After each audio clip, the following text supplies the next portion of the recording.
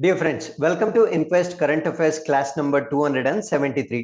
So ಇವತ್ತಿನ ತರಗತಿಯಲ್ಲಿ ನಾವು 19ನೇ ಆಗಸ್ಟ್ 2022ರ ಪ್ರಚಲಿತ ಘಟನೆಗಳನ್ನ ಡಿಸ್ಕಸ್ ಮಾಡ್ತಾ ಇದ್ದೀವಿ.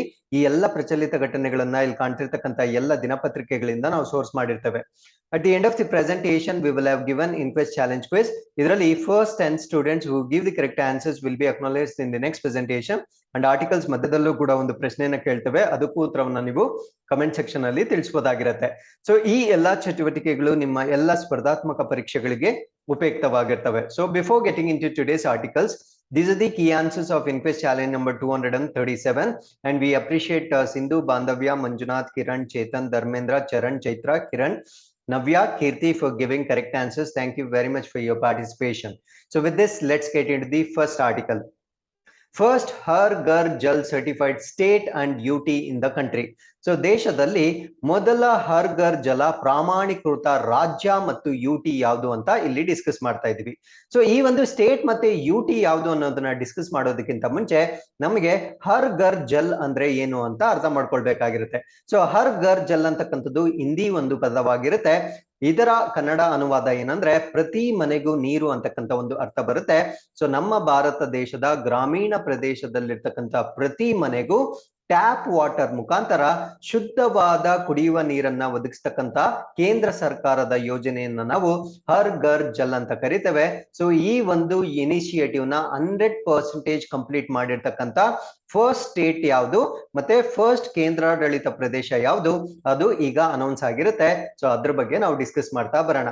ಸೊ ಈ ಒಂದು ಸಾಧನೆಯನ್ನ ಮಾಡಿರ್ತಕ್ಕಂಥ ಫಸ್ಟ್ ಸ್ಟೇಟ್ ಯಾವುದು ಅಂದ್ರೆ ಗೋವಾ ಆಗಿರುತ್ತೆ. ಮತ್ತೆ ಕೇಂದ್ರಾಡಳಿತ ಪ್ರದೇಶ ಯಾವುದು ಅಂದ್ರೆ ದಾದ್ರಾ ನಗರ್ ಹವೇಲಿ, ದಮನ್ ಮತ್ತು Diu. So 100% tap water connection ನ ಕೊಟ್ಟಿರ್ತಾರೆ. ಸೊ ಈ ಒಂದು ಕಾರಣದಿಂದ ಈ ಪ್ರದೇಶಗಳಲ್ಲಿರ್ತಕ್ಕಂಥ ಜನರು they can access to safe drinking water through taps, ಅಂದ್ರೆ ನಲ್ಲಿಗಳ ಮೂಲಕ ಸುರಕ್ಷಿತ ಕುಡಿಯುವ ನೀರನ್ನ ಅವರು ಪಡೆಯಬಹುದಾಗಿರುತ್ತೆ. ಸೊ ಈ ಒಂದು ಇನಿಷಿಯೇಟಿವ್ ಏನಿದೆ ಹರ್ ಘರ್ ಜಲ್ ಅಂತಕ್ಕಂಥ ಒಂದು ಇನಿಷಿಯೇಟಿವ್ ಏನಿದೆ ಕೇಂದ್ರ ಸರ್ಕಾರದ ಒಂದು ಆಂಬಿಷಿಯಸ್ ಪ್ರೋಗ್ರಾಮ್, ಅದನ್ನ ನಾವು ಜಲ್ ಜೀವನ್ ಮಿಷನ್ ಅಂತ ಕರಿತೇವೆ. ಸೊ ಇದರ ಒಂದು ಪ್ರಮುಖ ಭಾಗವಾಗಿರುತ್ತೆ. ಸೊ ಜಲ್ ಜೀವನ್ ಮಿಷನ್ ಅಂತಕ್ಕಂಥದ್ದು ಅನೌನ್ಸ್ ಆಗಿರ್ತಕ್ಕಂಥ ವರ್ಷ 2019 ಆಗಸ್ಟ್ 15ನೇ ತಾರೀಕು ಅನೌನ್ಸ್ ಆಗಿರುತ್ತೆ. ಸೊ ಜಲ್ ಜೀವನ್ ಮಿಷನ್ ನ ಪ್ರಮುಖವಾದ ಗುರಿ ಏನು ಅಂದ್ರೆ ಭಾರತ ದೇಶದಲ್ಲಿರ್ತಕ್ಕಂಥ ಪ್ರತಿ ಗ್ರಾಮೀಣ ಪ್ರದೇಶಗಳಿಗೆ provision of portable tap water, ಅಂದ್ರೆ ನಲ್ಲಿಯಲ್ಲಿ ಬರ್ತಕ್ಕಂಥ ನೀರು ಏನಿದೆ ಅದು ಕುಡಿಯಲು ಯೋಗ್ಯವಾಗಿರ್ಬೇಕು ಮತ್ತೆ ನಿಗದಿತ ಗುಣಮಟ್ಟದಲ್ಲಿ ಇರಬೇಕು, ಅಂದ್ರೆ ಅಡಿಕ್ವೇಟ್ ಕ್ವಾಲಿಟಿ ಇರಬೇಕು. ಅದಾದ್ಮೇಲೆ ಪ್ರಿಸ್ಕ್ರೈಬ್ಡ್ ಕ್ವಾಂಟಿಟಿ, ಅಂದ್ರೆ ಅದು ಸಾಕಾಗುವಷ್ಟು ಪ್ರಮಾಣದಲ್ಲಿ ಅದು ಬರ್ಬೇಕಾಗಿರುತ್ತೆ. And with the long term basis, ಅಂದ್ರೆ ದೀರ್ಘಕಾಲಿಕವಾಗಿ ಈ ಒಂದು ಫೆಸಿಲಿಟಿಯನ್ನ ಮಾಡ್ಕೊಳ್ತಕ್ಕಂಥ ಒಂದು ಮಿಷನ್ ಅನ್ನ ನಾವು ಜಲ್ ಜೀವನ್ ಮಿಷನ್ ಅಂತ ಕರಿತೇವೆ. ಸೊ ಇವರು ಇಟ್ಕೊಂಡಿರ್ತಕ್ಕಂಥ ಟಾರ್ಗೆಟ್ ಏನು ಅಂದ್ರೆ ಬೈ ದ ಇಯರ್ 2024, ಸೊ 2024ನೇ ಇಸವಿಗೆ ಪ್ರತಿ ಗ್ರಾಮದ ಪ್ರತಿ ಮನೆಗೂ ಟ್ಯಾಪ್ ವಾಟರ್ ಕನೆಕ್ಷನ್ ನ ಕೊಡ್ತಕ್ಕಂಥದ್ದು ಜಲ್ ಜೀವನ್ ಮಿಷನ್ ನ ಒಂದು ಟಾರ್ಗೆಟ್ ಆಗಿರುತ್ತೆ. ಸೊ ಈ ಒಂದು ಟಾರ್ಗೆಟ್ ಅನ್ನ ಈಗ ಗೋವಾ ಮೊಟ್ಟ ಮೊದಲನೇ ರಾಜ್ಯವಾಗಿ ಕಂಪ್ಲೀಟ್ ಮಾಡಿರುತ್ತೆ. So this is implemented by government of India, ಅಂದ್ರೆ ಈ ಒಂದು ಕಾರ್ಯಕ್ರಮವನ್ನ ಕೇಂದ್ರ ಸರ್ಕಾರ ಜಾರಿ ಮಾಡ್ತಾ ಇದೆ in association with states and UTs, ರಾಜ್ಯಗಳು ಮತ್ತು ಕೇಂದ್ರಾಡಳಿತ ಪ್ರದೇಶಗಳ ಸಹಭಾಗಿತ್ವದಲ್ಲಿ ಭಾರತ ಸರ್ಕಾರ ಈ ಒಂದು ಯೋಜನೆಯನ್ನ ಜಾರಿಗೊಳಿಸ್ತಾ ಇದೆ. ಹಾಗಿದ್ರೆ ಈ ಆರ್ಟಿಕಲ್ಗೆ ಸಂಬಂಧಪಟ್ಟಂತೆ ಇನ್ನೊಂದು ಪ್ರಶ್ನೆ ಇದೆ, which is the first Har Ghar Jal certified district in India, ಅಂದ್ರೆ ಭಾರತ ದೇಶದಲ್ಲಿ ಇದೇ ರೀತಿಯ ಹರ್ ಘರ್ ಜಲ್ ಅನ್ನ ಸಾಧನೆ ಮಾಡಿದ್ದ ಮೊದಲ ಜಿಲ್ಲೆ ಯಾವುದು, ಅದು ಯಾವ ರಾಜ್ಯದಲ್ಲಿತ್ತು ಅಂತ ನಾವು 3-4 ವೀಕ್ಸ್ ಹಿಂದೆ ಡಿಸ್ಕಸ್ ಮಾಡಿದ್ವಿ. ಸೊ ಅದು ಯಾವುದು ಅಂತ ನೀವು ನಮಗೆ ಕಮೆಂಟ್ಸ್ ಅಲ್ಲಿ ತಿಳಿಸಬಹುದಾಗಿರುತ್ತೆ. ಸೊ ಹಾಗಿದ್ರೆ ಈ ಸಾಧನೆಯನ್ನ ಮಾಡಿರ್ತಕ್ಕಂಥ ಮೊಟ್ಟ ಮೊದಲ ರಾಜ್ಯ ನಾವಿಲ್ಲಿ ನೋಡ್ಬೋದಾಗಿರುತ್ತೆ. So Goa, it comes between Karnataka ಮತ್ತು ಮಹಾರಾಷ್ಟ್ರ ಮಧ್ಯದಲ್ಲಿರ್ತಕ್ಕಂಥ ಒಂದು ಸ್ಟೇಟ್ ಆಗಿರುತ್ತೆ.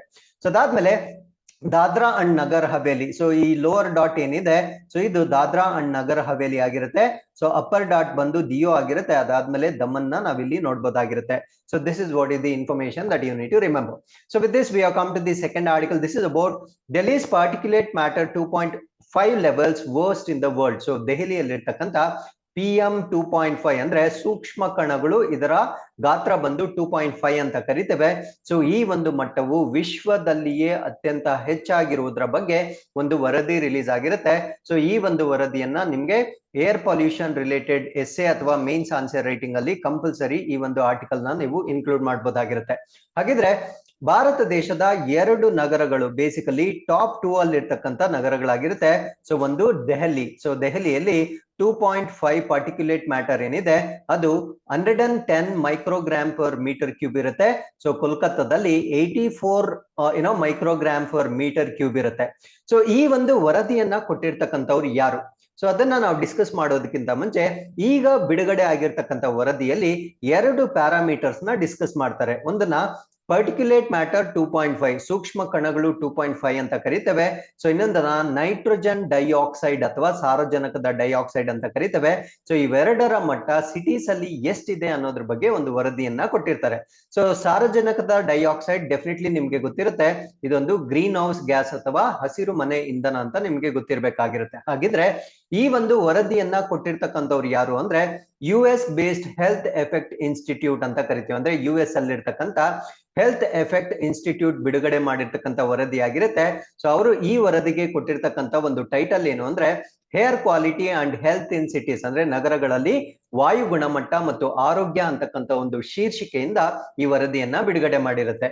ಸೊ ಈ ಒಂದು ಸರ್ವೆಯನ್ನ they have done it more than 7,000 cities, ಅಂದ್ರೆ ಪ್ರಪಂಚದಾದ್ಯಂತ ಇರ್ತಕ್ಕಂಥ 7,000ಕ್ಕೂ ಹೆಚ್ಚು ನಗರಗಳಲ್ಲಿ ಈ ಒಂದು ವಿಶ್ಲೇಷಣೆಯನ್ನ ಮಾಡಿರ್ತಾರೆ.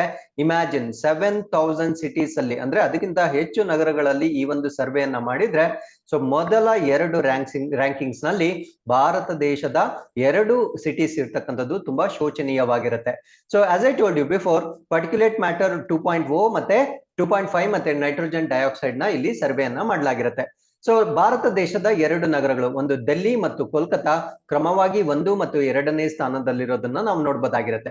ಸೊ ಇಲ್ಲಿ ಒಂದು ಆಶ್ಚರ್ಯಕರ ಸಂಗತಿ ಏನು ಅಂದ್ರೆ ಪಾರ್ಟಿಕ್ಯುಲೇಟ್ ಮ್ಯಾಟರ್ 2.5 ಏನಿದೆ, ಸೊ ಇದರಲ್ಲಿ ಭಾರತ ದೇಶದ 2 ನಗರಗಳು ಟಾಪ್ 2 ಪ್ಲೇಸ್ ಅಲ್ಲಿ ಇದ್ರೂ ಕೂಡ ನೈಟ್ರೋಜನ್ ಡೈಆಕ್ಸೈಡ್ ನ ಲೆವೆಲ್ ಬಂದಾಗ ಭಾರತ ದೇಶದ ಯಾವ ನಗರಗಳು ಕೂಡ ಟಾಪ್ 20ಯಲ್ಲಿ ಕೂಡ ಇರೋದಿಲ್ಲ. ಹಾಗಿದ್ರೆ ನೈಟ್ರೋಜನ್ ಡೈಆಕ್ಸೈಡ್ ಅಲ್ಲಿ ಟಾಪ್ 1 ಅಲ್ಲಿ ಇರ್ತಕ್ಕಂಥ ಸಿಟಿ ಯಾವುದು ಅಂದ್ರೆ ಸೊ ಚೈನಾದ ಶಾಂಘೈ ನಗರ ಅಗ್ರ ಸ್ಥಾನದಲ್ಲಿರ್ತಕ್ಕಂಥ ಒಂದು ನಗರವಾಗಿರುತ್ತೆ.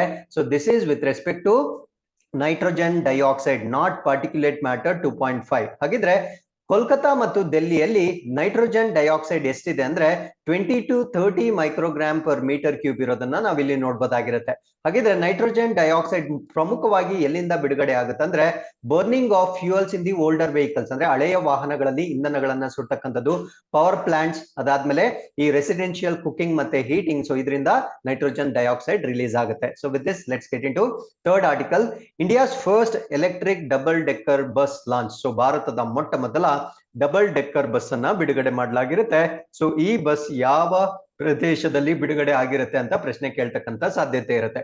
ಸೊ ಯೂನಿಯನ್ ಟ್ರಾನ್ಸ್ಪೋರ್ಟ್ ಮಿನಿಸ್ಟರ್ ಇದನ್ನ ಲಾಂಚ್ ಮಾಡಿರ್ತಾರೆ. ಇದು ಎಲ್ಲಿ ಲಾಂಚ್ ಆಗಿರುತ್ತೆ ಅಂದ್ರೆ ಸೌತ್ ಮುಂಬೈಯಲ್ಲಿ, ದಕ್ಷಿಣ ಮುಂಬೈಯಲ್ಲಿ ಡಬಲ್ ಡೆಕ್ಕರ್. ಸೊ ಇದರ ವಿಶೇಷತೆ ಏನಂದ್ರೆ so electric double decker bus ಆಗಿರುತ್ತೆ. ಸೊ ಇದು ಭಾರತದ ಮೊಟ್ಟ ಮೊದಲ ಎಲೆಕ್ಟ್ರಿಕ್ ಡಬಲ್ ಡೆಕ್ಕರ್ ಬಸ್ ಆಗಿರುತ್ತೆ. ಸೊ ಪರೀಕ್ಷೆಯಲ್ಲಿ ನಮ್ಗೆ ಎಲೆಕ್ಟ್ರಿಕ್ ಡಬಲ್ ಡೆಕ್ಕರ್ ಬಸ್ ಇದರ ಹೆಸರನ್ನ ಕೇಳ್ಬೋದಾಗಿರುತ್ತೆ. ಸೊ ಇದರ ಹೆಸರೇನು ಅಂದ್ರೆ ಸ್ವಿಚ್ EIV22 ಅಂತ ಇದಕ್ಕೆ ಹೆಸರನ್ನ ಕೊಟ್ಟಿರ್ತಾರೆ. ಸೊ ಇದನ್ನ ಡೆವಲಪ್ ಮಾಡಿರ್ತಕ್ಕಂಥ ಒಂದು ಕಂಪನಿ ಯಾವುದು ಅಂದ್ರೆ ಸ್ವಿಚ್ ಮೊಬಿಲಿಟಿ ಲಿಮಿಟೆಡ್ ಅಂತಕ್ಕಂಥ ಒಂದು ಕಂಪನಿ. ಸೊ ಈ ಒಂದು EIV2022 ಅಂತಕ್ಕಂಥ ಅಥವಾ 22 ಅಂತಕ್ಕಂಥ ವೆಹಿಕಲ್ ಅನ್ನ ಡಿಸೈನ್ ಮಾಡಿ ಮ್ಯಾನುಫ್ಯಾಕ್ಚರ್ ಮಾಡಿರ್ತಕ್ಕಂಥ ಒಂದು ಸಂಸ್ಥೆ ಆಗಿರುತ್ತೆ. So with this we have come to the fourth article. This is about government of India unveils Manthan. So Bharat ಸರ್ಕಾರವು ಮಂಥನ್ ಅಂತಕ್ಕಂಥ ಒಂದು ಕಾರ್ಯಕ್ರಮವನ್ನ ಅನಾವರಣಗೊಳಿಸಿರುತ್ತೆ. ಸೊ ನಮ್ಗೆ ಪರೀಕ್ಷೆಯಲ್ಲಿ ಮಂಥನ್ ಅಂತಕ್ಕಂಥ ಕಾರ್ಯಕ್ರಮ ಯಾವುದಕ್ಕೆ ಸಂಬಂಧಪಟ್ಟಿದ್ದು ಅಂತ ನಮ್ಗೆ ಪ್ರಶ್ನೆಯನ್ನ ಕೇಳ್ಬೋದಾಗಿರುತ್ತೆ. ಸೊ ಮಂಥನ್ ಅಂತಕ್ಕಂಥದ್ದು ಪ್ರಮುಖವಾಗಿ ಈ ಸಸ್ಟೈನಬಲ್ ಡೆವಲಪ್ಮೆಂಟ್ ಗೋಲ್ಸ್ ಅಂತ ಕರಿತೀವಿ, ಅಂದ್ರೆ ಸುಸ್ಥಿರ ಅಭಿವೃದ್ಧಿ ಗುರಿಗಳು ಅಂತ ನಾವೇನ್ ಕರಿತೀವಿ. ಸೊ ಅದನ್ನ ಅಚೀವ್ ಮಾಡುವ ಸಲುವಾಗಿ it is the collaboration between industry and scientific research and development. ಅಂದ್ರೆ ನಮ್ಮ ದೇಶದಲ್ಲಿರ್ತಕ್ಕಂಥ ಉದ್ಯಮಗಳನ್ನು ಮತ್ತು ವೈಜ್ಞಾನಿಕ ಸಂಶೋಧನೆ ಮತ್ತು ಅಭಿವೃದ್ಧಿಗೆ ಕನೆಕ್ಟ್ ಮಾಡ್ತಕ್ಕಂಥ ಒಂದು ವ್ಯವಸ್ಥೆ ಆಗಿರುತ್ತೆ. ಫಾರ್ ಎಕ್ಸಾಂಪಲ್, ಯಾವುದೋ ಒಂದು ಇಂಡಸ್ಟ್ರಿ ಇರುತ್ತೆ, ಆ ಒಂದು ಇಂಡಸ್ಟ್ರಿ ನಾವ್ ಯಾವಾಗ ಸೈಂಟಿಫಿಕ್ ರಿಸರ್ಚ್ ಅಂಡ್ ಡೆವಲಪ್ಮೆಂಟ್ ಗೆ ಕನೆಕ್ಟ್ ಮಾಡೋದಿಲ್ಲ, ಸೊ ಹೊಸ ಹೊಸ ಇನೋವೇಷನ್ಸ್ ಏನಾಗ್ತಾ ಇದೆ ಅನ್ನೋದು ಇಂಡಸ್ಟ್ರಿಗೆ ಅಷ್ಟು ಬೇಗ ತಿಳಿಯೋದಿಲ್ಲ. ಸೊ ಯಾವಾಗ ನಾವು ನಾವೀನ್ಯತೆಯನ್ನ ಇನ್ಕ್ಲೂಡ್ ಮಾಡೋದಿಲ್ಲ, ಸೊ ಅವಾಗ ನಾವು ಸಸ್ಟೈನಬಲ್ ಡೆವಲಪ್ಮೆಂಟ್ ಗೋಲ್ಸ್ ಏನಿದಾವೆ 17 ಸುಸ್ಥಿರ ಅಭಿವೃದ್ಧಿ ಗುರಿಗಳೇನಿದಾವೆ ಸೊ ಅದನ್ನ ರೀಚ್ ಮಾಡ್ತಕ್ಕಂಥದ್ದು ಸ್ವಲ್ಪ ಲೇಟ್ ಆಗುತ್ತೆ. ಸೊ ಆ ಒಂದು ಕಾರಣದಿಂದ industry and scientific research and development ಅನ್ನ ಕೊಲಾಬ್ರೇಟ್ ಮಾಡ್ತಕ್ಕಂತ ಒಂದು ವ್ಯವಸ್ಥೆಯನ್ನ ನಾವು ಮಂಥನ್ ಅಂತ ಕರಿತೇವೆ. ಸೊ ಈ ರೀತಿಯ ಮಂಥನ್ ಅನ್ನ ಈಗ ಗವರ್ಮೆಂಟ್ ಆಫ್ ಇಂಡಿಯಾ ಲಾಂಚ್ ಮಾಡಿರುತ್ತೆ. ಸೊ ಇದರಿಂದ ಆಗ್ತಕ್ಕಂತ ಪ್ರಯೋಜನ ಏನು ಅಂದ್ರೆ Manthan can potentially change the landscape of science and technology based social impact innovation and solution. ಅಂದ್ರೆ ನಮ್ಮ ಒಂದು ಸಮಾಜಕ್ಕೆ ಮಾಡಬಹುದಾಗಿರ್ತಕ್ಕಂಥ ಬದಲಾವಣೆ ಏನಿರುತ್ತೆ ಆ ಒಂದು ಬದಲಾವಣೆಯನ್ನ ಸಮರ್ಥವಾಗಿ ಬದಲಾಯಿಸಬಹುದಾಗಿರುತ್ತೆ. So this is the power of science that we need to understand. So ಈ ಒಂದು ಪ್ಲಾಟ್ಫಾರ್ಮ್ ಅಲ್ಲಿ ಏನಾಗುತ್ತೆ ಅಂದ್ರೆ they will facilitate knowledge transfer and interaction through information exchange sessions, exhibitions and events. ಅಂದ್ರೆ ಈ ಒಂದು ಮಂಥನ ಕಾರ್ಯಕ್ರಮದ ವೇದಿಕೆ ಅಡಿಯಲ್ಲಿ ಮಾಹಿತಿಯನ್ನ ವಿನಿಮಯ ಮಾಡ್ಕೊಳ್ತಕ್ಕಂಥದ್ದು, ಪ್ರದರ್ಶನಗಳನ್ನ ಮಾಡ್ಕೊಳ್ತಕ್ಕಂಥದ್ದು ಮತ್ತು ಈವೆಂಟ್ ಗಳನ್ನ ಮಾಡುವುದರ ಮುಖಾಂತರ ಜ್ಞಾನ ವರ್ಗಾವಣೆ ಮತ್ತು ಸಂವಹನಗಳನ್ನ ಸುಲಭಗೊಳಿಸ್ತಕ್ಕಂಥ ಒಂದು ಕಾರ್ಯಕ್ರಮವನ್ನ ನಾವು ಮಂಥನ್ ಅಂತ ಕರೀತೇವೆ. So with this we are come to the fifth article. This is about Vostok 2022 ಅಭ್ಯಾಸ. ಸೊ ಓಸ್ಟಾಕ್ 2022 ಎಕ್ಸರ್ಸೈಸ್ ಬಗ್ಗೆ ಡಿಸ್ಕಸ್ ಮಾಡ್ತಾ ಇದೀವಿ. ಸೊ ಓಸ್ಟಾಕ್ 2022 ಯಾವ ರಾಷ್ಟ್ರಗಳ ಮಧ್ಯೆ ನಡೀತಾ ಇದೆ ಅಥವಾ ಇದನ್ನ ಯಾವ ರಾಷ್ಟ್ರ ಆಯೋಜನೆ ಮಾಡ್ತಾ ಇದೆ, ಎಲ್ಲ ಇನ್ಫಾರ್ಮೇಶನ್ ನಮ್ಮ ಪರೀಕ್ಷೆಗೆ ಇಂಪಾರ್ಟೆಂಟ್ ಆಗುತ್ತೆ.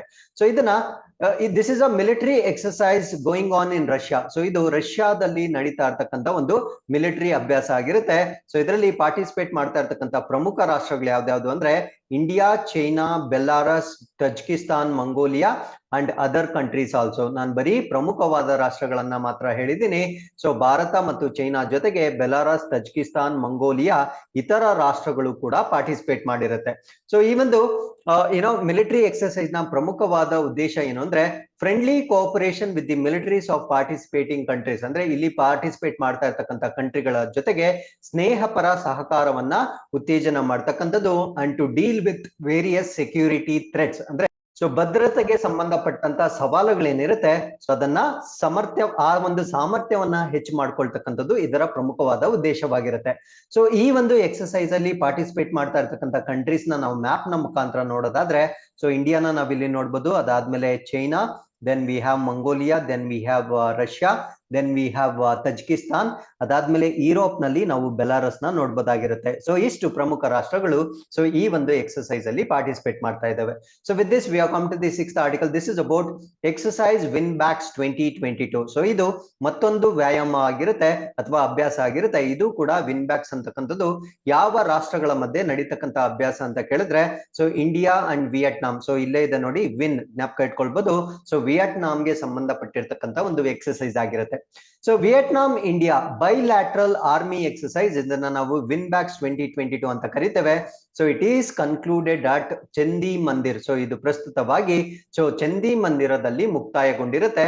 ಸೊ ಇದೊಂದು multi agency humanitarian assistance in disaster relief demonstration. ಅಂದ್ರೆ ವಿಪತ್ತಿನ ಸಮಯದಲ್ಲಿ ಅದರ ಪರಿಹಾರಗಳನ್ನ ಹೇಗೆ ಮಾಡಬಹುದು ಅನ್ನೋದನ್ನ ಪ್ರದರ್ಶನ ಮಾಡ್ತಕ್ಕಂಥ ಒಂದು ಅಭ್ಯಾಸ ಇದಾಗಿರುತ್ತೆ.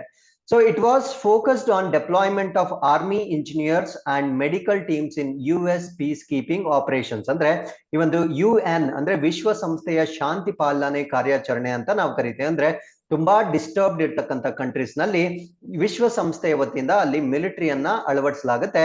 ಸೊ ಆ ಒಂದು ಮಿಲಿಟರಿಯನ್ನ ನಾವು UN ಪೀಸ್ ಕೀಪಿಂಗ್ ಆಪರೇಷನ್ಸ್ ಅಂತ ಕರಿತೇವೆ. ಸೊ ಈ ಒಂದು ಅಭ್ಯಾಸ ವಿನ್ಬ್ಯಾಕ್ಸ್ ಏನ್ ನಡೆದಿರುತ್ತೆ ಆ ಒಂದು ಕಾರ್ಯಾಚರಣೆಯಲ್ಲಿ ಸೇನಾ ಇಂಜಿನಿಯರ್ ಅಂದ್ರೆ ಈ ಒಂದು UN ಶಾಂತಿ ಪಾಲನೆಯಲ್ಲಿ ಇರಬಹುದಾಗಿರ್ತಕ್ಕಂಥ ಸೇನಾ ಇಂಜಿನಿಯರ್ ಮತ್ತು ವೈದ್ಯಕೀಯ ತಂಡಗಳ ನಿಯೋಜನೆ ಮೇಲೆ ಕೇಂದ್ರೀಕರಿಸಲಾಗಿದ್ದಂತಹ ಒಂದು ವ್ಯಾಯಾಮ ಇದಾಗಿರುತ್ತೆ. So it was first time ever the Vietnam People's Army was undertaking a field training exercise with any foreign army. So ಇದೇ ಮೊಟ್ಟ ಮೊದಲ ಬಾರಿಗೆ ವಿಯೆಟ್ನಾಂನ ಪೀಪಲ್ಸ್ ಆರ್ಮಿ ಅಂತ ನಾವೇನ್ ಕರಿತೇವೆ ಸೊ ಇವರು ಯಾವುದೇ ವಿದೇಶಿ ಸೈನ್ಯದೊಂದಿಗೆ ತರಬೇತಿ ಅಭ್ಯಾಸವನ್ನ ಕೈಗೊಳ್ತಿರ್ತಕ್ಕಂಥದ್ದು ಇದೇ ಮೊಟ್ಟ ಮೊದಲ ಬಾರಿಗೆ ಮಾಡಿರ್ತಾರೆ. ಸೊ ಇದ್ರ ಜೊತೆಗೆ Vietnam has deployed a contingent in US peacekeeping operation for the first time in South Sudan. So Vietnam ವತಿಯಿಂದ ದಕ್ಷಿಣ ಸುಡಾನ್ಗೆ ಮೊಟ್ಟ ಮೊದಲ ಬಾರಿಗೆ UN ಶಾಂತಿ ಪಾಲನಾ ಕಾರ್ಯಾಚರಣೆ ತುಕಡಿಯನ್ನು ಕೂಡ ನಿಯೋಜನೆ ಮಾಡಿರ್ತಕ್ಕಂಥದ್ದು ಮೊಟ್ಟ ಮೊದಲ ಆಗಿರುತ್ತೆ. ಅಂದ್ರೆ ವಿಯೆಟ್ನಾಂ ಬಗ್ಗೆ ಈ ಒಂದು ಎಕ್ಸರ್ಸೈಸ್ಗೆ ಸಂಬಂಧಪಟ್ಟಂತೆ 2 ಪಾಯಿಂಟ್ಸ್ ನಾವು ಜ್ಞಾಪಕ ಇಟ್ಕೊಳ್ಬೇಕು. ಸೊ ಬೇರೆ ಒಂದು ಮಿಲಿಟರಿ ಜೊತೆ ಅಭ್ಯಾಸ ಮಾಡಿರ್ತಕ್ಕಂಥದ್ದು ಇದೇ ಫಸ್ಟ್ ಟೈಮ್ ಆಗಿರುತ್ತೆ. ಅದಾದ್ಮೇಲೆ ವಿಶ್ವಸಂಸ್ಥೆಯ UN ಯುನೈಟೆಡ್ ನೇಷನ್ ನ ಪೀಸ್ ಕೀಪಿಂಗ್ ಕಾರ್ಯಾಚರಣೆಗೆ ತಮ್ಮ ದೇಶದಿಂದ ಮಿಲಿಟರಿಯನ್ನ ಮೊಟ್ಟ ಮೊದಲ ಬಾರಿಗೆ ಅವರು ಕಳ್ಸಿರ್ತಾರೆ. ಸೊ ಯಾವ ರಾಷ್ಟ್ರಕ್ಕೆ ಕಳ್ಸಿರ್ತಾರೆ ಅಂದ್ರೆ ಸೌತ್ ಸುಡಾನ್ಗೆ ಕಳ್ಸಿರ್ತಾರೆ. ಬಟ್ ಭಾರತ ರಾಷ್ಟ್ರ ಆಲ್ರೆಡಿ UN ಪೀಸ್ ಕೀಪಿಂಗ್ ಅಲ್ಲಿ ನಮ್ಮ ಒಂದು ಮಿಲಿಟರಿಯನ್ನ ಬಹಳ ಹಿಂದೆನೆ ನಾವು ಡೆಲಿಗೇಟ್ ಮಾಡಿರ್ತೇವೆ. So next edition of Vinbax, so ಮುಂದಿನ ಆವೃತ್ತಿ 2023ರಲ್ಲಿ ನಡೆಯುತ್ತೆ. ಸೊ ಇದು ವಿಯೆಟ್ನಾಂ ನಲ್ಲಿ ನಡೀಲಿಕ್ಕೆ ಆಯೋಜನೆಯನ್ನ ಮಾಡಿರ್ತಾರೆ. ಸೊ ಹಾಗಿದ್ರೆ ವಿಯೆಟ್ನಾಂ ಎಲ್ಲಿ ಬರುತ್ತೆ ಅಂತ ನೋಡೋದಾದ್ರೆ, ಸೊ ಇದು ನಮ್ಮ ಕಂಟ್ರಿ ಆಗಿರುತ್ತೆ. ಸೊ ವಿಯೆಟ್ನಾಂ, ಸೊ ಇಲ್ಲಿ ಬರ್ತಕ್ಕಂತ ಒಂದು ಪ್ರದೇಶ ಆಗಿರುತ್ತೆ, ನಾನು ಮಾರ್ಕ್ ಮಾಡ್ತಾ ಇರ್ತಕ್ಕಂಥ ಒಂದು ಪ್ರದೇಶ ಆಗಿರುತ್ತೆ. ಸೊ ಇದನ್ನ ನಾವು ಎಕ್ಸ್ಪ್ಯಾಂಡ್ ಮಾಡಿದ್ರೆ ಈ ಗ್ರೀನ್ ಪ್ಯಾಚ್ ಏನ್ ಕಾಣ್ತಾ ಇದೆ ಇಲ್ಲಿ, ಸೊ ಟೋಟಲ್ ಗ್ರೀನ್ ಪ್ಯಾಚ್ ಏನ್ ಕಾಣ್ತಾ ಇದೆ, ಸೊ ಅದು ವಿಯೆಟ್ನಾಂ ಕಂಟ್ರಿ ಆಗಿರುತ್ತೆ. ಸೊ ಅದರ ನೈಬರಿಂಗ್ ಕಂಟ್ರೀಸ್ ನಾವು ನೋಡೋದಾದ್ರೆ ಕಾಂಬೋಡಿಯಾ ಇರುತ್ತೆ, ಅದಾದ್ಮೇಲೆ ಲಾವೋಸ್ ಇರುತ್ತೆ, ಅದಾದ್ಮೇಲೆ ಚೈನಾ ಇರುತ್ತೆ. ಸೊ ಅದಾದ್ಮೇಲೆ ವಿಯೆಟ್ನಾಂ ಪಕ್ಕದಲ್ಲಿ ನಾವು ಸೌತ್ ಚೈನಾ ಸಿ ನೋಡ್ಬೋದಾಗಿರುತ್ತೆ. So South China is the biggest conflict between China ಮತ್ತೆ ವಿಯೆಟ್ನಾಂ ನಡುವೆ ಇರ್ತಕ್ಕಂಥ ಒಂದು ಸಂಘರ್ಷವಾಗಿರ್ತಕ್ಕಂಥ ಒಂದು ಪ್ರದೇಶವಾಗಿರುತ್ತೆ. So with this we are come to the 7th article. This is about NEVA. So what do you mean by NEVA? So NEVA is a portal to bring all legislatures of the country together on one platform. So NEVA ಅಂದ್ರೆ ನಮ್ಮ ದೇಶದಲ್ಲಿರ್ತಕ್ಕಂಥ ಎಲ್ಲಾ ಶಾಸಕಾಂಗಗಳೇನಿರುತ್ತೆ ಅವೆಲ್ಲವನ್ನ ಒಂದು ವೇದಿಕೆಯ ಅಡಿಯಲ್ಲಿ ತರ್ತಕ್ಕಂಥ ಒಂದು portal ನ ನಾವು NEVA ಅಂತ ಕರಿತೇವೆ. ಸೊ ಇದರಲ್ಲಿ ಒನ್ ನೇಷನ್ ಒನ್ ಅಪ್ಲಿಕೇಶನ್ ಅಂದ್ರೆ ಒಂದು ರಾಷ್ಟ್ರ ಒಂದೇ ಅಪ್ಲಿಕೇಶನ್ ಇರಬೇಕು. ಯಾವುದಕ್ಕೆ ಸಂಬಂಧಪಟ್ಟಂತೆ? ಲೆಜಿಸ್ಲೇಷನ್ ಗೆ ಸಂಬಂಧಪಟ್ಟಂತೆ ನಾನು ಡಿಸ್ಕಸ್ ಮಾಡ್ತಾ ಇರೋದು. So one nation one application is being implemented using national E Vidhan application. ಜ್ಞಾಪಕ ಇಟ್ಕೊಳ್ಳಿ, NEVA ಅಂದ್ರೆ ಇದನ್ನ ನಾವು ರಾಷ್ಟ್ರೀಯ ಇ ವಿಧಾನ ಅಪ್ಲಿಕೇಶನ್ ಅಂತ ಕರಿತೇವೆ. ಸೊ ಇದರಲ್ಲಿ ನಮ್ಮ ದೇಶದಲ್ಲಿರ್ತಕ್ಕಂಥ ಲೆಜಿಸ್ಲೇಚರ್ಸ್ ಏನಿರುತ್ತೆ ಅದನ್ನೆಲ್ಲ ಒಂದು ಪ್ಲಾಟ್ಫಾರ್ಮ್ ಒಳಗಡೆ ತೆಗೆದುಕೊಂಡು ಬರ್ತಕ್ಕಂಥ ಒಂದು ಅಪ್ಲಿಕೇಶನ್ ಆಗಿರುತ್ತೆ. ಸೊ ಪ್ರೀವಿಯಸ್ಲಿ ನೇವವನ್ನ ಮುಂಚೆ ಏನ್ ಕರಿತಾ ಇದ್ರು ಅಂದ್ರೆ ಈ ವಿಧಾನ್ ಅಂತ ಇದನ್ನ ಕರಿತಾ ಇದ್ರು. ಸೊ ಇವಾಗ ಇದನ್ನ NEVA ಅಂತ ಕನ್ವರ್ಟ್ ಮಾಡಿರ್ತಾರೆ. So this is a mission mode project under digital India programme. So ಭಾರತದ ಡಿಜಿಟಲ್ ಇಂಡಿಯಾ ಕಾರ್ಯಕ್ರಮ ಏನಿದೆ ಸೊ ಅದರ ಅಡಿಯಲ್ಲಿ ಮಾಡ್ತಾ ಇರ್ತಕ್ಕಂಥ ಒಂದು ಮಿಷನ್ ಮೋಡ್ ಪ್ರಾಜೆಕ್ಟ್ ಆಗಿರುತ್ತೆ. ಸೊ ಮಿಷನ್ ಮೋಡ್ ಅಂದ್ರೆ ಸೊ ಆ ಒಂದು ಇಂಪ್ಲಿಮೆಂಟೇಷನ್ ತುಂಬಾ ಫಾಸ್ಟ್ ಆಗಿ ಆಗ್ಬೇಕಾಗಿರುತ್ತೆ. ಸೊ ಅದಕ್ಕೆ ನಾವು ಮಿಷನ್ ಮೋಡ್ ಅಂತ ಕರಿತೇವೆ. ಸೊ ಇದರಿಂದ ಆಗ್ತಕ್ಕಂಥ ಬೆನಿಫಿಟ್ಸ್ ಏನು ಅಂದ್ರೆ paperless assembly automation of the entire law making process, cloud technology ಅಂದ್ರೆ ನಮ್ಮ ಒಂದು ಸಂಪೂರ್ಣ ಕಾನೂನು ತಯಾರಿಕೆ ಪ್ರಕ್ರಿಯೆ ಪೇಪರ್ಲೆಸ್ ಮಾಡಬಹುದಾಗಿರುತ್ತೆ. ಸೊ ಪೇಪರ್ ಅನ್ನ ನಾವು ಸೇವ್ ಮಾಡಬಹುದಾಗಿರುತ್ತೆ. ಸೊ ನಮ್ಮ ಒಂದು ಅಸೆಂಬ್ಲಿಗಳನ್ನ ಆಟೋಮೇಷನ್ ಮಾಡ್ತಕ್ಕಂಥ ಒಂದು ತಂತ್ರಜ್ಞಾನವಾಗಿರುತ್ತೆ. ಹಾಗಿದ್ರೆ Himachal Pradesh is the first digital legislature in the country. ನಮ್ಮ ಒಂದು ಭಾರತ ದೇಶದಲ್ಲಿ ಹಿಮಾಚಲ ಪ್ರದೇಶವು ದೇಶದ ಮೊದಲ digital ಶಾಸಕಾಂಗವಾಗಿರುತ್ತೆ. So with this we are come to the 8th article. So 8th article ಅಲ್ಲಿ ನಾವು ಮಿನಿಸ್ಟ್ರಿ ಆಫ್ ಡಿಫೆನ್ಸ್ ಬಗ್ಗೆ, ರಕ್ಷಣಾ ಸಚಿವಾಲಯದ ಬಗ್ಗೆ ಡಿಸ್ಕಸ್ ಮಾಡ್ತಾ ಇದ್ವಿ. ಸೊ ಡಿಸ್ಕಸ್ ಮಾಡ್ಲಿಕ್ಕೆ ರೀಸನ್ ಏನು ಅಂದ್ರೆ ರಕ್ಷಣಾ ಸಚಿವಾಲಯದಿಂದ ನಮ್ಮ ಆರ್ಮಿಗೆ ಕೆಲವೊಂದು ಅಡ್ವಾನ್ಸ್ಡ್ ಸಿಸ್ಟಮ್ಸ್ ನ ಡೆಲಿವರ್ ಮಾಡಿರ್ತಾರೆ. ಆ ಅಡ್ವಾನ್ಸ್ಡ್ ಸಿಸ್ಟಮ್ಸ್ ಯಾವ್ದ್ಯಾವ್ದು ಅಂತ ನಾವು ನೋಡೋದಾದ್ರೆ ಸೊ ಫಸ್ಟ್ನೇದನ್ನ ನಾವು FINSAS ಅಂತ ಕರಿತೇವೆ, ಇನ್ನೊಂದನ್ನ ನಿಪುಣ್ ಮೈನ್ಸ್ ಅಂತ ಕರಿತೇವೆ, ಇನ್ನೊಂದನ್ನ LCA ಅಂತ ಕರಿತೇವೆ. ಸೊ ಈ ಒಂದು ಸಿಸ್ಟಮ್ಸ್ ಗಳ ಜೊತೆಗೆ ಇನ್ನೂ ಅನೇಕ ಹೊಸ ತಂತ್ರಜ್ಞಾನಗಳನ್ನ ಡಿಫೆನ್ಸ್ ಸಚಿವಾಲಯದ ವತಿಯಿಂದ ಭಾರತದ ಸೇನೆಗೆ, ಇಂಡಿಯನ್ ಆರ್ಮಿಗೆ ಡೆಲಿವರ್ ಮಾಡಿರ್ತಾರೆ. ಸೊ ಇದರಲ್ಲಿ ಪರೀಕ್ಷೆಗೆ ನಮ್ಗೆ ಬಹಳ ಇಂಪಾರ್ಟೆಂಟ್ ಆಗಿರ್ತಕ್ಕಂಥದ್ದು FINSAS ಅಂತಕ್ಕಂಥದ್ದು. ಸೊ ವಾಟ್ ಈಸ್ FINSAS ಅನ್ನೋದ್ರ ಬಗ್ಗೆ ನಾವು ಕಂಪ್ಲೀಟ್ ಆಗಿ ಡಿಸ್ಕಸ್ ಮಾಡೋದಾದ್ರೆ ಸೊ ಇದನ್ನ ನಾವು future infantry soldier, he will be developed as a system. Future infantry soldier as A system ಅಂದ್ರೆ ನಮ್ಮ ಒಂದು ಸೈನಿಕರೇನಿರ್ತಾರೆ ಆ ಸೈನಿಕರನ್ನೇ ಒಂದು ವ್ಯವಸ್ಥೆಯನ್ನಾಗಿ ತಯಾರಿ ಮಾಡ್ತಕ್ಕಂಥ ಒಂದು ಇನಿಷಿಯೇಟಿವ್ ನ ನಾವು FINSAS ಅಂತ ಕರಿತೀವಿ. ಸೊ FINSAS ನಲ್ಲಿ 3 ಸಿಸ್ಟಮ್ಸ್ ಇರುತ್ತೆ. ಒಂದನ್ನ ನಾವು ಟಾರ್ಗೆಟೆಡ್ ಅಕ್ವಿಸಿಷನ್ ಅಂಡ್ ಕಮ್ಯುನಿಕೇಶನ್ ಅಂತ ಕರಿತೇವೆ. ಸೊ ಇಲ್ಲಿ ತಲೆ ಮೇಲೆ ಹೆಲ್ಮೆಟ್ ಮೇಲೆ ಏನಿದೆ ಸೊ ಇದನ್ನ ನಾವು ಟಾರ್ಗೆಟೆಡ್ ಅಕ್ವಿಸಿಷನ್ ಅಂಡ್ ಕಮ್ಯುನಿಕೇಶನ್ ಅಂತ ಕರಿತೇವೆ. ಸೊ ಇದು ನೈಟ್ ಟೈಮ್ ಕಾರ್ಯಾಚರಣೆ ಮಾಡುವಾಗ ಡಿಮ್ ಲೈಟ್ ಅಲ್ಲೂ ಕೂಡ ಅವರಿಗೆ ಬೆಸ್ಟ್ ವಿಷನ್ ನ ಕೊಡ್ತಕ್ಕಂತ ಒಂದು ಡಿವೈಸ್ ಆಗಿರುತ್ತೆ. ಸೊ ಅದಾದ್ಮೇಲೆ they will be equipped with AK-203 assault rifles ನ, ಸೊ AK ಅಸಾಲ್ಟ್ 3 ರೈಫಲ್ಸ್ ನ ಕೊಟ್ಟಿರ್ತಾರೆ. ಅದಾದ್ಮೇಲೆ ಪ್ರೊಟೆಕ್ಷನ್ ಸಿಸ್ಟಮ್, ಸಿಂಪಲ್ ಆಗಿ ಹೇಳ್ಬೇಕಾದ್ರೆ ಆ ಒಂದು ಬುಲೆಟ್ ಪ್ರೂಫಿಂಗ್ ಅಂತ ನಾವೇನ್ ಕರೀತೇವೆ. ಸೊ ಇದ್ರ ಜೊತೆಗೆ ಸೇಫ್ ಹೆಲ್ಮೆಟ್ಸ್ ಆಗಿರ್ಬೋದು, ಇವೆಲ್ಲ ಸಿಸ್ಟಮ್ಸ್ ನ ಕೊಟ್ಟಿರ್ತಾರೆ. ಸೊ ಈ ಮೂರನ್ನ ಒಟ್ಟಿಗೆ ಸೇರಿಸಿ ನಾವು FINSAS ಅಂತ ಕರಿತೇವೆ. ಸೊ ಅದ್ರ ಜೊತೆ ಲ್ಯಾಂಡಿಂಗ್ ಕ್ರಾಫ್ಟ್ ಅಸಾಲ್ಟ್ ನ ಕೂಡ ಕೊಟ್ಟಿರ್ತಾರೆ. ಅದಾದ್ಮೇಲೆ ಆಂಟಿ ಪರ್ಸನಲ್ ಮೈನ್, ಅದನ್ನ ನಾವು ನಿಪುಣ್ ಅಂತ ಕರಿತೇವೆ. ಸೊ ಆಂಟಿ ಪರ್ಸನಲ್ ಮೈನ್ಸ್ ಅಂದ್ರೆ ಈ ಭೂಮಿಯಲ್ಲಿ ಕೆಲವೊಂದು ಬಾಂಬಿಂಗ್ ನ ಮಾಡ್ತಾರೆ. ಸೊ ಅದನ್ನ ಸ್ಟೆಪ್ ಮಾಡಿದ್ರೆ ಸಾಕು, ಅಂದ್ರೆ ಅದ್ರ ಮೇಲೆ ತುಳಿದ್ರೆ ಸಾಕು ಅದು ಬ್ಲಾಸ್ಟ್ ಆಗಿ ಸಾವು ಆಗ್ತಕ್ಕಂತ ಸಾಧ್ಯತೆ ಇರುತ್ತೆ. ಅದನ್ನ ಪ್ರಿವೆಂಟ್ ಮಾಡ್ತಕ್ಕಂತ ಒಂದು ಸಿಸ್ಟಮ್ ನ ನಾವು ಆಂಟಿ ಪರ್ಸನಲ್ ಮೈನ್, ಅದಕ್ಕೆ ನಿಪುಣ್ ಅಂತ ಹೆಸರನ್ನ ಕೊಟ್ಟಿರ್ತಾರೆ. ಸೊ ಇಷ್ಟು ಸಿಸ್ಟಮ್ಸ್ ಗಳನ್ನ ಡಿಫೆನ್ಸ್ ಮಿನಿಸ್ಟ್ರಿಯಿಂದ ನಮ್ಮ ಒಂದು ಸೇನೆಗೆ ಹಸ್ತಾಂತರ ಮಾಡಿರ್ತಾರೆ. ಸೊ ಈ ಎಲ್ಲಾ ಸಿಸ್ಟಮ್ ನ ಒಂದು ಪ್ರಾಮುಖ್ಯತೆ ಏನು ಅಂದ್ರೆ, they are all indigenously developed equipments. ಇವುಗಳನ್ನ ಸ್ಥಳೀಯವಾಗಿ ಅಭಿವೃದ್ಧಿ ಪಡಿಸಿರ್ತಕ್ಕಂತ ಒಂದು ವ್ಯವಸ್ಥೆಗಳಾಗಿರುತ್ತೆ. ಆ ವ್ಯವಸ್ಥೆಗಳು ಯಾವ್ದು ಅಂತ ಎಲ್ಲವನ್ನು ನಾನು ಡಿಸ್ಕಸ್ ಮಾಡಿರ್ತೀನಿ. So this is for your notes making. So with this, let's get into the next article. So finally we have come to Inquest one-liners. So Inquest one-liners ಅಲ್ಲಿ Delhi Chief Minister Arvind Kejriwal announced Make India #1 mission to make country #1 by focusing on health, education, agriculture and employment. So ಈ ಒಂದು make in India ಅಂದ್ರೆ make India #1 ಅಂತಕ್ಕಂತ ಒಂದು initiative ನ ಯಾವ ರಾಜ್ಯದಲ್ಲಿ ಅಥವಾ ಯುಟಿಯಲ್ಲಿ start ಮಾಡಿದ್ದಾರೆ ಅಂದ್ರೆ ದೆಹಲಿ ಅಂತ ನಿಮ್ಗೆ ಗೊತ್ತಿರಬೇಕಾಗಿರುತ್ತೆ. ಸೊ ಇದರ ಪ್ರಮುಖ ಉದ್ದೇಶ ಏನು ಅಂದ್ರೆ, ಆರೋಗ್ಯ, ಶಿಕ್ಷಣ, ಕೃಷಿ ಮತ್ತು ಉದ್ಯೋಗಗಳ ಮೇಲೆ ನಮ್ಮ ಒಂದು ದೇಶವನ್ನ #1 ಮಾಡ್ತಕ್ಕಂತ ಒಂದು ಇನಿಷಿಯೇಟಿವ್ ಇದಾಗಿರುತ್ತೆ. ಸೊ ಅದಾದ್ಮೇಲೆ ವರ್ಲ್ಡ್ ಹ್ಯುಮ್ಯಾನಿಟೇರಿಯನ್ ಡೇ, ಆಗಸ್ಟ್ 19 ವಿಶ್ವ ಮಾನವೀಯ ದಿನ. ಸೊ ಈ ಒಂದು ದಿನ ಅಂದ್ರೆ ಆಗಸ್ಟ್ 19 ನಾವು ಆಚರಣೆ ಮಾಡ್ತೇವೆ. ಸೊ ಇದನ್ನ ಫಸ್ಟ್ ಟೈಮ್ 2009ರಲ್ಲಿ ಆಚರಣೆ ಮಾಡಲಾಗಿತ್ತು. ಸೊ ಇದಕ್ಕೆ ಸಂಬಂಧಪಟ್ಟಂತೆ ಯಾವುದೇ ಥೀಮ್ ರಿಲೀಸ್ ಆಗಿರೋದಿಲ್ಲ. ಸೊ ಅದಾದ್ಮೇಲೆ Kerala government launched on application. ಆ ಒಂದು ಅಪ್ಲಿಕೇಶನ್ ನಾವೇನಂತ ಕರಿತೀವಿ ಅಂದ್ರೆ ಲಕ್ಕಿ ಬಿಲ್ ಆಪ್ ಅಂತ ಕರಿತೇವೆ. ಸೊ ಏನಿದು ಲಕ್ಕಿ ಬಿಲ್ ಆಪ್ ಅಂದ್ರೆ, ಈ GST ಏನಿರುತ್ತೆ ಆ ಟ್ಯಾಕ್ಸ್ ಪೇ ಮಾಡೋದನ್ನ ಎವೇಷನ್ ಮಾಡ್ತಾರೆ, ಅದನ್ನ ಪ್ರಿವೆಂಟ್ ಮಾಡ್ಲಿಕ್ಕೆ ಒಂದು ಪ್ರಯತ್ನ ಆಗಿರುತ್ತೆ. ಸೊ ನಾವೇನಾದ್ರೂ ಪರ್ಚೇಸ್ ಮಾಡಿದಾಗ ಸೊ ಅದರ ಒಂದು ಸೇಲ್ಸ್ ಏನಿರುತ್ತೆ, ಅದರ ಒಂದು ಅಮೌಂಟ್ ಏನಿರುತ್ತೆ ಅದ್ರ ಜೊತೆ GST ಕೂಡ ಹಾಕ್ಲಾಗತ್ತೆ. So most of the times ಏನ್ ಮಾಡ್ತಾರೆ ಅಂದ್ರೆ, ಸೊ ನಮ್ಗೆ we don't want the receipt, ನಮ್ಗೆ ಸೇಲ್ ಪ್ರೈಸ್ ಎಷ್ಟಿದೆಯೋ ಅಷ್ಟು ಮಾತ್ರ ಕೊಡಿ ಅಂತ ಹೇಳ್ತಾರೆ. ಸೊ ಇದನ್ನ ಅವಾಯ್ಡ್ ಮಾಡ್ಲಿಕ್ಕೆ ಲಕ್ಕಿ ಬಿಲ್ ಆಪ್ ಅನ್ನೋದನ್ನ ಕೇರಳ ಗವರ್ಮೆಂಟ್ ಲಾಂಚ್ ಮಾಡಿರುತ್ತೆ. ಸೊ ಲಕ್ಕಿ ಬಿಲ್ ಆಪ್ ಅಂದ್ರೆ, ಸೊ GST ಅನ್ನ ಹೊಂದಿರತಕ್ಕಂತ ಬಿಲ್ ಅನ್ನ ಈ ಅಪ್ಲಿಕೇಶನ್ ಅಲ್ಲಿ ಅವರು ಅಪ್ಲೋಡ್ ಮಾಡಬಹುದಾಗಿರುತ್ತೆ. ಸೊ ಇದರಲ್ಲಿ ಲಕ್ಕಿ ವಿನ್ನರ್ ಗೆ ಸರ್ಕಾರದಿಂದ ಪ್ರೈಸ್ ಅನ್ನ ಕೊಡ್ತಕ್ಕಂತ ಒಂದು ವ್ಯವಸ್ಥೆ ಆಗಿರುತ್ತೆ. So with this we have come to fourth one liner, world photography day. So August 19 ವಿಶ್ವ ಛಾಯಾಗ್ರಹಣ ದಿನ ಆಗಿರುತ್ತೆ. So first official world photo day ಅನ್ನ 2010 ಆಚರಣೆ ಮಾಡಲಾಗಿತ್ತು. ಸೊ ಈ ವರ್ಷದ ಥೀಮ್ ಏನು ಅಂದ್ರೆ, pandemic lockdown through the lens. ಅಂದ್ರೆ ಈ ಒಂದು ಪ್ಯಾಂಡಮಿಕ್ ಏನಿರುತ್ತೆ ಆ ಒಂದು ಲಾಕ್ಡೌನ್ ಥ್ರೂ ಲೆನ್ಸ್ ಅಂತಕ್ಕಂತ ಒಂದು ಥೀಮ್ ನ ಆಧಾರದ ಮೇಲೆ ಈ ವರ್ಷ ಇದನ್ನ ಆಚರಣೆ ಮಾಡಿರ್ತಾರೆ. So with this we have come to inquest challenge number 238. You can just pass the video, go through the questions and give us the answers. So ಬಹಳ ವಿದ್ಯಾರ್ಥಿಗಳು ಇನ್ಕ್ವೆಸ್ಟ್ ಚಾಲೆಂಜ್ ಅಲ್ಲಿ ಪಾರ್ಟಿಸಿಪೇಟ್ ಮಾಡ್ತಾ ಇದ್ದೀರಾ, ಬಟ್ ಕ್ವೆಶ್ಚನ್ಸ್ ನ ಸರಿಯಾಗಿ ಓದಿ. ನಿನ್ನೆಯ challenge ಅಲ್ಲೂ ಕೂಡ ಬಹಳಷ್ಟು ವಿದ್ಯಾರ್ಥಿಗಳು ಸರಿ ಉತ್ತರ ಕೊಡ್ಲಿಕ್ಕೆ ವಿಫಲರಾಗಿರ್ತೀರಾ. So please read the question and options properly, then only give the answers. So once again, I'll meet you tomorrow with tomorrow's current affairs. Till then, keep reading, be safe. Thank you very much for watching this video.